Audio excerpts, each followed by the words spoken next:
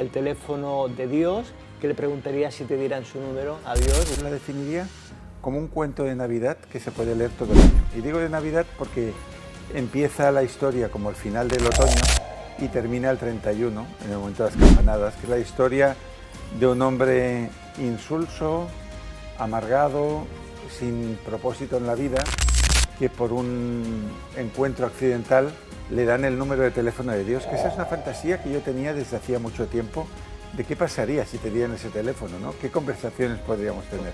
Porque hay muchas historias reales aquí dentro. Es como un cuento para adultos sobre el encuentro con la propia sabiduría de la persona.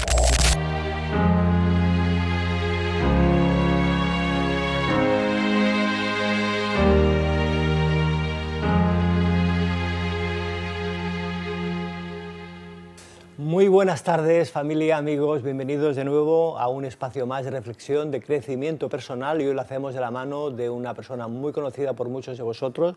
Él es Francesc Miralles, es autor de numerosos libros de éxito internacional y periodista de psicología y crecimiento personal. Trabaja en El País, en la revista Cuerpo Mente y en muchas radios y televisiones. Es un gran referente en el mundo. Francesc, bienvenido a Nueva Humanidad. Un placer estar aquí de nuevo, Francisco.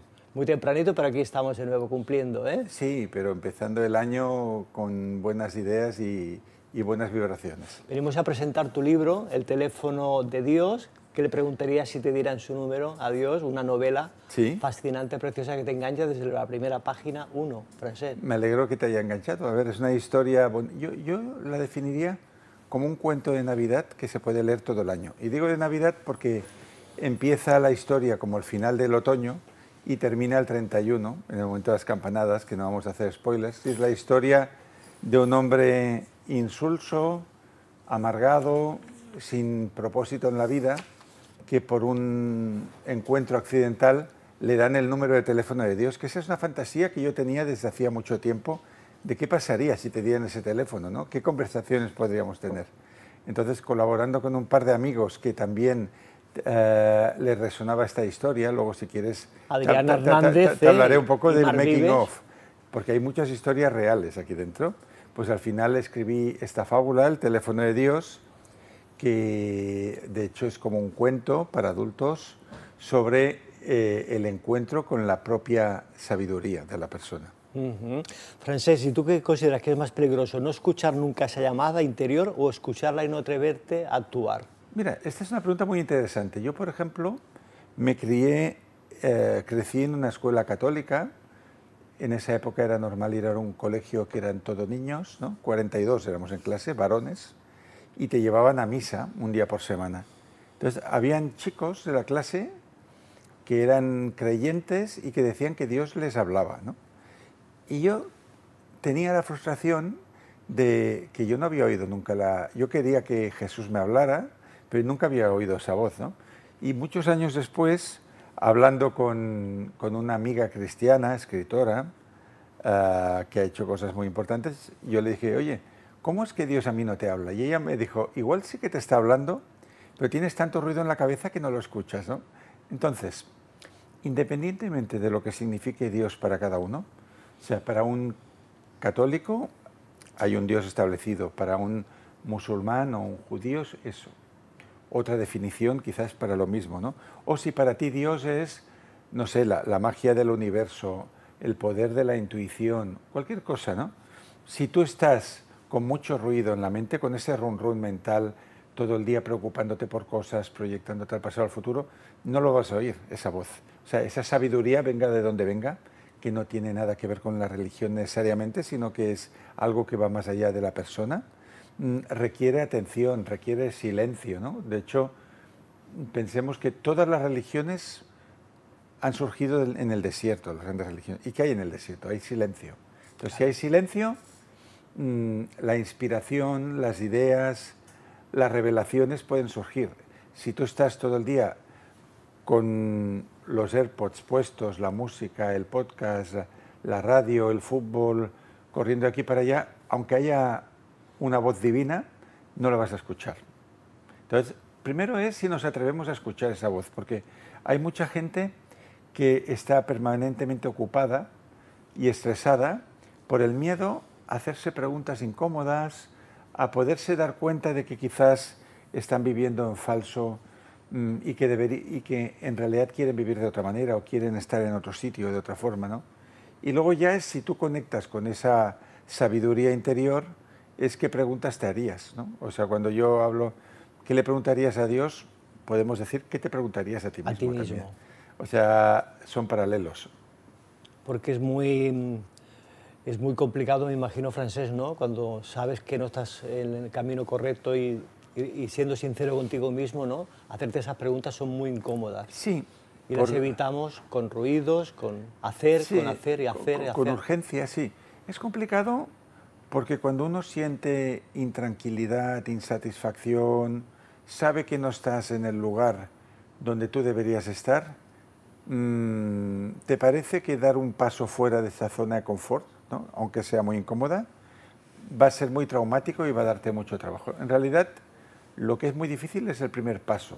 Una vez das el primer paso y empiezas a vivir una vida auténtica, lo otro ya viene por añadidura, pero cuesta el hecho de despertar y decir, no, esto no es la vida que yo quiero hacer, esto no son el tipo de relaciones que yo quiero tener y esto no son los hábitos que a mí me convienen como ser humano. Entonces, salir de todo eso, claro, la inercia es muy grande, ¿no?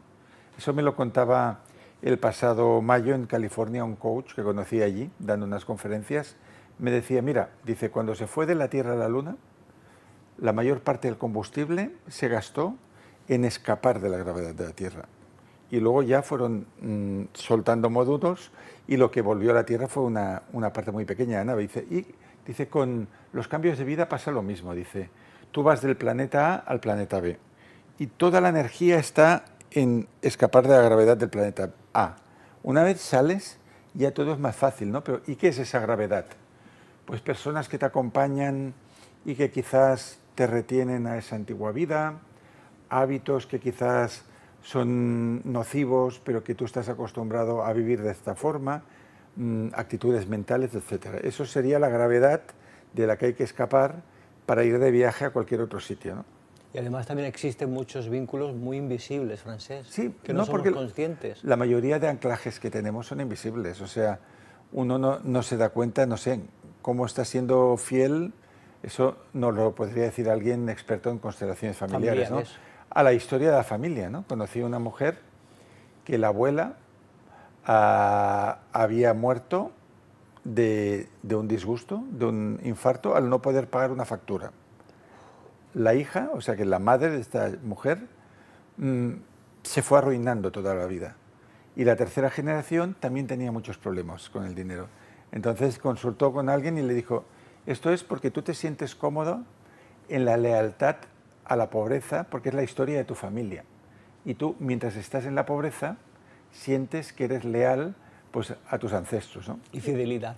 Es una fidelidad a las cosas que han sido siempre de determinado modo, ¿no? Esto pasa también, sobre todo en el plano masculino, donde hay episodios de violencia y de agresividad. A veces pasa de generación en generación y es difícil romper la cadena, ¿no? Hay esta novela y película que tiene que ver con el maltrato sentimental que se llama Romper el Círculo, que va de esto, ¿no? Una mujer que ha vivido como su madre era humillada por su padre y ella inicia una relación que tiene exactamente el mismo signo. Entonces lo difícil es romper con esa historia.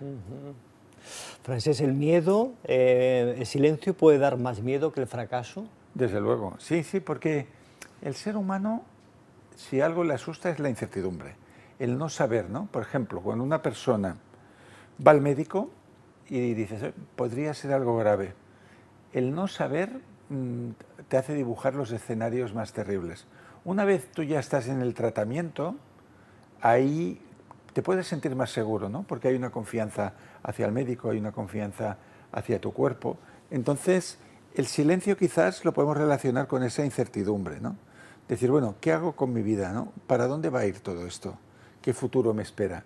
Pues son preguntas incómodas, sobre todo porque para responderlas se requiere mucha acción, en el sentido de el futuro no es algo que esté escrito, el futuro es algo que vamos a tener que construir, y construir ese futuro según cuál va a dar mucho trabajo.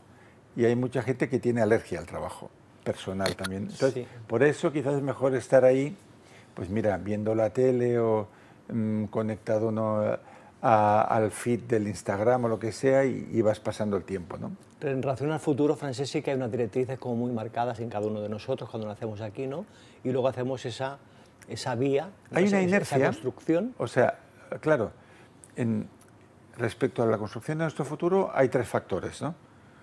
¿Dónde has nacido? O sea, tus padres te influyen, tu factor socioeconómico influye, el lugar donde has nacido, hay una serie de ideas generales que flotan en el ambiente. Dos, las experiencias que has ido teniendo a lo largo de la vida, o sea, la mochila tuya, de todo lo que tú has vivido. Pues no es lo mismo alguien que haya tenido una buena relación sentimental y la mantiene que alguien que se ha divorciado 7 veces. La mochila es muy distinta, ¿no? Y ya el tercer factor que depende solo de ti, que es qué haces tú con todo eso, ¿no? O sea, hay personas que, como nos dice la teoría de la resiliencia de Boris Cyrulnik, que deciden en un instante de su vida cambiar la historia, decir, bueno, hasta ahora mi vida ha sido totalmente infeliz, pero a partir de este punto yo quiero trabajar para que sea distinta. Y aunque sea difícil de escapar de esa gravedad, aquí veríamos casos de personas que han tenido transformaciones brutales en su vida, pasando de un extremo al otro, incluso de la pobreza más absoluta a acabar teniendo una empresa de 500 personas, ¿no? Por lo tanto, sí que se puede, Francesc, Con cambiar mucha voluntad el rumbo y mucha determinación. total de tu vida cuando tú te lo propones. Se puede si tienes la energía para hacerlo. Claro, si tú estás, por ejemplo, en una adicción, pues, por ejemplo, tienes una adicción al alcohol, al juego, cualquier cosa, eso es un muro entre tú y ese futuro que tú querrías crear. Entonces, primero vamos a tener que derribar el muro. Y una vez esto se hace, ahí sí que tendrás un campo de juego en el que tú podrás intervenir. Se puede conseguir porque la adicción se puede superar, Francesc, y después de la adicción puedes continuar caminando hacia donde quieras. Y después de la adicción, además, puedes ayudar a las personas que se encuentran en esa misma situación, que de hecho ese es el propósito final de todo ser humano, que es todo aquello que tú has aprendido en tu vida para salir del sufrimiento, tienes que entregarlo a otros. Y el enfermo que se cura está obligado a convertirse en maestro de los otros enfermos. Y ese es el sentido de la vida humana, ir pasando el relevo. Por eso hay tantos terapeutas, ¿no?, que se dedican a la profesión del coaching, concretamente en relación a una vivencia que han pasado muy fuerte en sus vidas. O terapeutas que escriben libros de pareja que se han divorciado 10 veces, ¿no? Porque saben todo lo que no hay que hacer, al menos eso lo pueden comunicar, ¿no? Son referencias, en el mundo. En negativo, como decía Alejandro Jodorowsky, a través de lo que no te gusta se llega a lo que te gusta, y todo lo que has hecho mal en tu vida te puede enseñar para poder guiar a otros.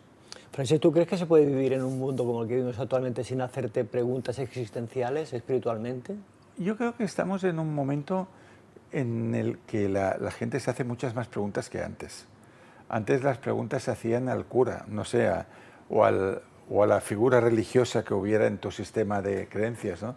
Ahora yo creo que disponemos de tanta información, pues no sé, hace 40 años la gente podía ver un debate en televisión española, pero no tenía Nueva Humanidad. Entonces ahora tenemos acceso a mucha información distinta y eso provoca preguntas y tenemos más posibilidad de indagar. Otra cosa es hasta dónde tú quieras llegar, ¿no? Pues tú igual te puedes convencer de que ya estás bien, de que si no estás mal, pues tampoco hace falta mover tanto, que es lo que Alex Rovira llama paz barata, ¿no? Que dices, bueno, mientras no vayamos a peor, me quedo como estoy. Vamos a quedarnos aquí, ¿no? Y hay muchas parejas, por ejemplo, que no tienen ningún tipo de comunicación, que es una rutina de convivencia, porque no quieren preguntarse, igual incluso esa misma relación se podría salvar, pero no quieren hacer el esfuerzo de ir hacia lo desconocido. Pero llegamos en un momento ya de la humanidad, Hombre, Francesc, que toca, ¿no? Decir, sí, algo hay que hacer. Vivir nuestra verdad, ¿no? Y vivir desde la coherencia, porque eso libera mucha mochila. Sí, desde luego. Muchísima. O sea, estamos en un momento de la historia de la humanidad que al menos, bueno, ya que lo que ves en las noticias del mundo no tiene ningún sentido, las cosas que pasan y las decisiones que se toman, al menos que tu vida tenga a nivel individual algún propósito, ya que lo otro no lo tiene, ¿no? tú a las personas que le dirías para este 2026, que acabamos hace muy poquitos días que hemos iniciado, Francesc, ¿cuál sería la prioridad que tendríamos que...? Mira, cualquier persona que nos está viendo ahora, en el 2026, y que quiere coger el teléfono de Dios, en el sentido de que quiere conectar con su sabiduría más profunda, que se dé cita una vez por semana personal, a sí misma, ¿no? O sea que, por ejemplo, una tarde a la semana, depende de lo que a cada uno le inspire, ¿eh? Hay quien le inspira pues salir a pasear por el bosque. Hay quien vive en la ciudad y le gusta ir con una libreta y un bolígrafo y sentarse en su café favorito y ver su vida, ¿no? Y dibujar los planetas estos de planeta A, planeta B, donde quiero ir. Yo te diría que al menos un buen propósito para todo este año es darnos una mañana o una tarde a la semana que sea solo para ti mismo.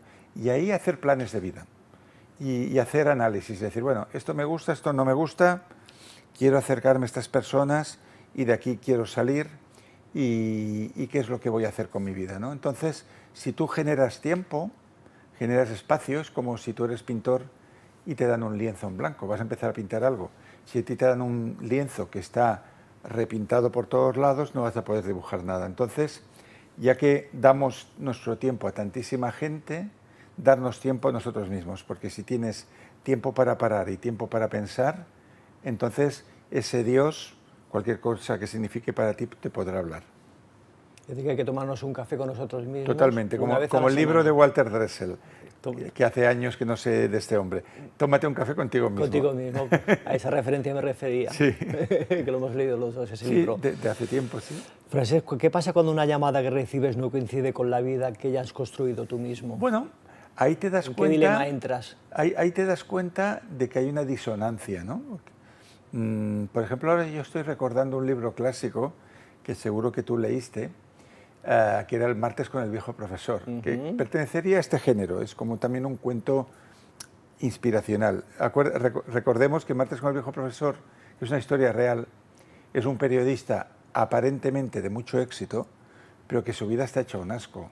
El tío no cuida su salud, no tiene tiempo, no se ocupa de su familia, se toma 10 cafés al día, está fumando, entonces está como al borde ya del ataque de corazón o del colapso o de la depresión, ¿no? Y está en un coche intentando hacer 10 cosas a la vez y un día, viendo una televisión que está encendida, ve a un antiguo maestro que le había tenido en la universidad, un profesor. Y al ver la serenidad con la que habla este hombre, él lo localiza, le habla por teléfono, ahí se da cuenta de lo perdido que él está, ¿no? Entonces le llama por teléfono y le dice, mira, te he visto por televisión, no estoy contento con mi vida, pues me gustaría que charláramos. Y él dice, mira, yo me estoy muriendo, pero si quieres venir los martes que me queden, yo te doy unas últimas lecciones sobre la vida, ¿no? Qué bueno. Sí. Entonces, a veces yo creo que nos damos cuenta de que estamos perdidos viendo que otras personas están viviendo de manera mucho más coherente, ¿no? Cuando tú te vas al campo a veces y vienes estresado de la ciudad y ves un campesino o una persona que tiene su tiempo, que se levanta con el sol, que se va a dormir, que tiene tiempo para charlar, y ahí igual piensas, se te enciende una alarma y dices, igual aquí el inconsciente soy yo, igual el estrés no es algo a lo que me obliga la vida, sino que yo me he puesto en esta vía, ¿no? Entonces, a veces las otras personas, por contraste, nos pueden servir de espejo para despertar. Y otras veces es la vida misma que nos para. Pues tú has tenido en este programa muchos casos, ¿no? Personas que han tenido una enfermedad grave y que han despertado a otra forma de vivir, o una ruina económica, o una separación, o cualquier cosa que les ha sucedido, que la vida les ha parado, ¿no? Y si tú no cambias por reflexión, pues te va a cambiar la vida por compulsión. La vida es muy inteligente, Francesc. La vida Mucho. te dice, hasta aquí has llegado. Y te da los toques necesarios. Y te da los toques necesarios. En mayor o menor grado, pero te los Sí. da, dependiendo el grado que necesites de despertar. Lo ideal sería poder cambiar antes de estar en una UCI, porque igual no lo cuentas, lo otro. Igual el cambio lo quieres hacer demasiado tarde.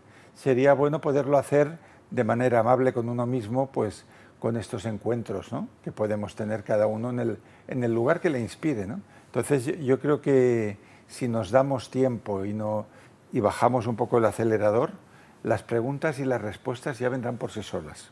Y vas a saber en todo momento lo que necesitas hacer. El tema que no escuchamos porque vamos muy acelerados. Sí, pero y una más aceleración como Barcelona. Pero una aceleración que nadie nos pide, ¿eh? O sea que... Bueno, por nosotros, sí, importa por nosotros. Si fuéramos acelerados en el trabajo sería una cosa, pero si tú examinas la vida de la gente, verás que van acelerados en el trabajo, pero luego en el tiempo libre también. Se apuntan a 1000 cosas, ¿no? Y esto me lo decía Marian Rojas. Me decía, Francesc, el problema de los niños de hoy en día es que tienen agendas de ministros. Cuando salen del colegio han de ir a 5 sitios más, es que no pueden ni jugar. Con los adultos lo mismo, ¿no? Quieres estar en tantos sitios, quieres complacer a tanta gente y quieres jugar tantas cartas en la partida de la vida que al final no existe el espacio para la improvisación, que es donde tú podrías descubrir cosas nuevas. La palabra no sigue costando mucho decirla, Francesc. Sí, mira, y decimos sí cuando queremos decir no. La palabra no es la palabra más difícil, es muy corta, pero es la palabra más difícil de decir que existe. Y el otro día estaba leyendo el blog de Tim Ferriss, ¿sabes? El autor de la Semana Laboral de 4 horas, y anunció que su siguiente libro se llamará El libro del no. Sí. Porque, y lo ha escrito con un amigo, que este amigo es un pagafantas, que diríamos aquí, que es incapaz de decir que no. Ya he dicho que sí a tantas cosas que no para de meterse en líos. Si tú no sabes decir no, te vas a quedar sin dinero, porque te lo van a pedir de una forma o de otra, te vas a quedar sin tiempo y te vas a quedar sin hacer las cosas que tú realmente quieres hacer, ¿no? Entonces, ¿por qué nos cuesta tanto decir no? Pues porque creemos que con cada no que decimos perdemos el amor de los demás, perdemos respeto, perdemos privilegios, etc. Entonces, este es un tema que quizás en otro programa podríamos abordar, que de hecho la calidad de una vida depende de saber decir que sí, que no a las cosas que tocan. Si tú eso no lo dominas, vas a vivir una vida que no es la tuya, que es la vida que los demás, vas a ser esclavo de la vida de los demás. Tú eres una persona muy solicitada, Francesc, y escribes mucho y te llaman mucho los medios de comunicación, pero tú ya has aprendido a decir que no. Sí. Cuando es que no. Aunque no soy de los que dicen más que no, ¿eh? O sea, hay una frase... ¿Estás aún en ese dilema? Sí, no, hay una frase, creo que es de Bill Gates, que dice, la diferencia entre la gente exitosa y la gente verdaderamente exitosa es que estos últimos dicen que no a casi todo. Yo no te diría que digo que no a casi todo, o sea, si un estudiante de la universidad me dice contéstame a 5 preguntas, le voy a contestar, que muchos no los atienden, ¿no? Pero sí que es verdad que pongo más criterio, ¿no? Porque muchas veces te están preguntando cosas o te están pidiendo cosas que no eres tú quien tiene que resolver eso. Entonces yo creo que si tú te das cuenta de dónde empieza y acaba tu responsabilidad, ahí ya es más fácil decir que sí o que no. Entonces digo bastantes noes, se podrían decir más, pero también yo entiendo que la vida de un ser humano ha de ser un compromiso entre la entrega a los demás y la entrega para ti mismo. Tampoco quiero vivir solo para mí, no me parecería que sería una vida coherente esa. Pero encontrar el punto justo. Equilibrio. Equilibrio. Como un todo, ¿no? Exacto, ¿no? O sea, dar a los demás sin quitarte de ti mismo. O sea, igual te escriben 20 correos electrónicos esta mañana de gente que no conoces. Pues igual a 18 no los puedes contestar. Y 2 sí, pues porque uno es una persona joven que ha pensado en el suicidio y el otro te pide el título de un libro que lo puedes contestar en un momento. Pues sería tener ese criterio de saber hasta dónde puedes llegar y cómo puedes servir mejor a la humanidad. Francesc, en el libro del teléfono de Dios, ¿hubo alguna parte que te incomodó escribirla cuando lo estabas haciendo? No, hubo partes que me sorprendieron, porque... Pero no te incomodaron, ¿eh? No, incómodo no. O sea, Mark Vives había tenido la misma idea que yo de qué le preguntarías a Dios, y él había preparado como una pequeña Biblia de conversaciones que se podían tener, y Adriana, mi amiga también, entre otras cosas, transcribió una experiencia de ECM de una persona que vino a la presentación del libro y que sale aquí con su nombre además. Entonces me sorprendió porque yo no había conocido con tanto detalle, pormenorizado, este tipo de experiencias. Sí que había visto las conferencias de Manel Sanz, pero al tener como varias horas de grabación de esta experiencia de este hombre que estuvo clínicamente muerto, pues son cosas, aparecen en el libro como personajes, aunque son personas reales, y me interesó, me sorprendió a mí mismo ver las conclusiones a las que este hombre había llegado, etc. No, no me incomodó el libro, me lo pasé muy bien escribiéndolo. Todo el libro, ¿eh, Sí, Francesc? sí. ¿Y si Dios ya nos habla, pero no soportamos lo que nos dice? Esa sería también otra pregunta. Sí, ¿no? O sea, que sería... A veces tú tienes una pregunta y quieres ir a un terapeuta, a un maestro espiritual, a un gurú, a un sacerdote, pero en realidad tú ya sabes la respuesta, ¿no? Entonces, pero vas a preguntarlo, ¿eh? Sí, sí, lo que cuesta, vas a preguntarlo, pero en realidad tú ya sabes lo que... Mira, y esto pasa también a nivel creativo. Tú a veces preguntas con un tú, por ejemplo, escribes una novela y dices, a partir de aquí no sé por dónde seguir, ¿no? Quizás lo sabes, pero tú crees que no lo sabes. Entonces le preguntas a otro escritor y dice, ¿tú qué harías en este punto? Y te dice algo que es exactamente lo contrario de lo que tú quieres hacer. Entonces, cuando te da esa respuesta, dices, ah, claro, eso es lo que no voy a hacer, por lo tanto, me doy cuenta de que siempre he tenido la respuesta, ¿no? Pues en las conversaciones sucede, si tú tienes un buen amigo con el que charlar, no es tu amigo que te va a dar las respuestas que tú necesitas, sino que va a hacer un poco como lo que hacía Sócrates, ¿no? De paridera. Va a arrancar de ti las respuestas que ya tienes, pero que quizás están debajo de muchas capas, ¿no? Es decir, que en realidad tenemos que dejarnos llevar por nuestra intuición. En realidad hay una sabiduría tremenda incluso en un niño. Si tú hablas con niños pequeños... Que es innato. Es innata esa sabiduría. Lo que pasa es que la vamos tapando pues a través de la educación, de las prisas, de los compromisos, de las obligaciones, los miedos. Entonces a veces hay que indagar muy abajo.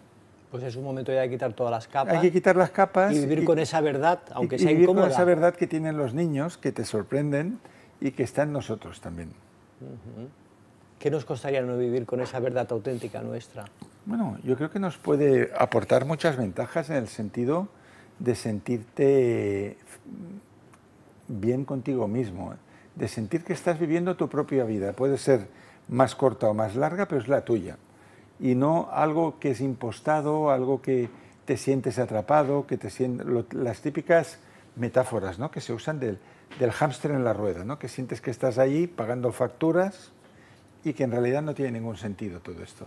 Pues a través de esas preguntas o de esas conversaciones íntimas, como las que aparecen en el libro, que yo creo que todos podemos escapar de la rueda del hámster. Francesc, ¿qué mentira cómoda crees que más repetimos hoy en día, el ser humano? A ver, una mentira cómoda o incómoda quizás es que más dinero será más felicidad, ¿no? Que ese es un gran tema hoy en día.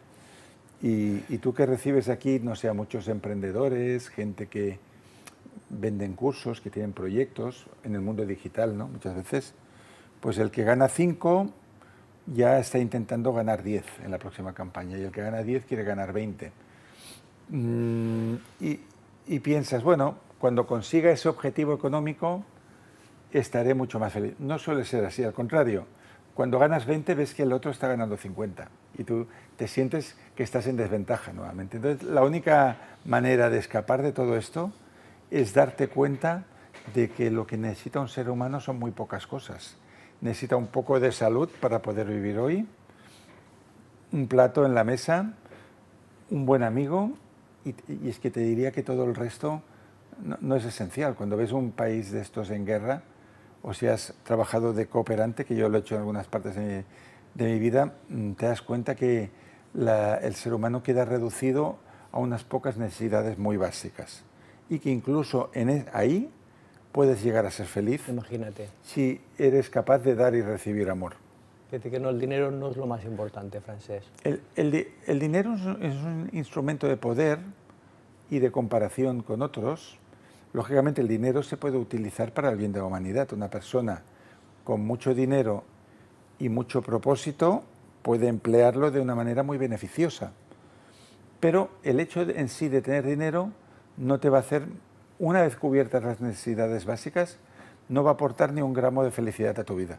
Al revés, muchas veces lo que aporta es más problemas, porque si tú tienes dinero hay que protegerlo, y si tienes propiedades hay que cuidarlas, y si tienes negocios hay que atenderlos, y eso se atiende con tiempo, y el tiempo es tu vida. Con lo cual, si tú das todo tu tiempo y toda tu vida a mantener una estructura muy compleja, pues al final te puedes morir con la sensación de no haber vivido. Tendré dinero pero sin vivir. Exacto. Tendrás dinero pero no tendrás vida. Vas a dejar una bonita herencia a los que vengan detrás. Muy buena reflexión, Francesc, para tenerla en cuenta en este año. Muchas gracias. En el libro han colaborado Adriana Hernández ¿Sí? y la idea original es de Marc Vives. Sí, Marc Vives, que sale como personaje, se llama Marcos, y que Adriana, que amplió esta pequeña Biblia de Marc y que transcribió el personaje de la ECM. Entonces, bueno, han sido dos compañeros de viaje para poder escribir esta fábula del teléfono de Dios. La ECM te ha sorprendido, Francesc. Bueno, me ha sorprendido porque yo había conocido relatos, pero no tan pormenorizados. De hecho, la ECM que se cuenta aquí se alarga varios capítulos, que va contando diferentes tramos de su experiencia. Sí, no es un mundo con el que yo tenga relación normalmente. Siempre me tachan de muy irracional a mí. No suelo acercarme a estas experiencias. Pero ya sabes que está muy extendido este tema, sí, hay muchos estudios hechos. Hoy en día hay mucho interés. Bueno, de hecho, esto empezó ya pues hace 50 años. Con Raymond Moody tuvo ya libros, y que creo que está vivo, con Raymond Moody sí que está. Sí. Entonces, lógicamente que a la humanidad le interesa. Elizabeth Kubler-Ross también. Elizabeth Kubler-Ross, sí. Entonces, siempre nos ha interesado si vamos a trascender o no. Y la respuesta definitiva quizás no lo vamos a saber hasta que no crucemos la puerta, ¿no? Pero es interesante escuchar a los que han estado allí. Francesc, pues felicidades tanto a ti como a Adriana y a Marc por este libro publicado por Equivox. Sí, muchas gracias. Que siga siendo un éxito todo este año y los siguientes. Y que sigas inspirando a millones de personas, querido Francisco. Un placer estar en tu casa. ¿Quieres decir alguna cosita sobre el libro antes de finalizar, El teléfono de Dios? Bueno, que si les llegan señales del universo, que cojan el teléfono, que no lo dejen sonando, ¿no? Y que el teléfono de Dios suena de muchas maneras, a través de la sincronicidad, a través de la intuición, de las corazonadas, de la insatisfacción, de la infelicidad. Todo eso son llamadas y hay que atreverse a descolgarlo. Muchas gracias, Francesc, por tu presencia y tu tiempo, que nos has dado una gran lección de sabiduría. A ti, querido amigo, y a todos los que nos estáis escuchando. Aquí lo dejamos, amigos, abrazos del equipo, yo, y espero que os haya parecido apasionante esta entrevista compartida hoy con Francesc Miralles sobre el teléfono de Dios. ¿Qué le preguntarías si te dieran su número de teléfono? Gracias, hasta la próxima.